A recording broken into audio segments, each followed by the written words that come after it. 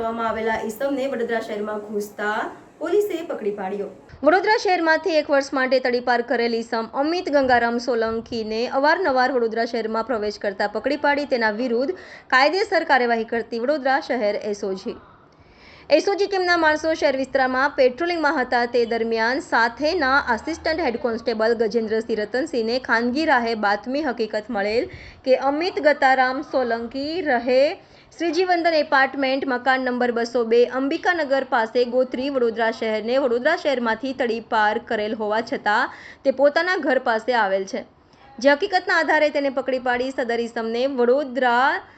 શહેરમાં પ્રવેશ કરવા માટે કોઈ અધિકૃત અધિકારીશ્રીની પરવાનગી મેળવેલ છે કે કેમ તે બાબતે પૂછતા નહીં હોવાનું જણાવેલ, જેથી સદર ઈસમને પોતે હદપાર હોવાનું જાણવા છતાં વડોદરા શહેરમાં પ્રવેશ કરી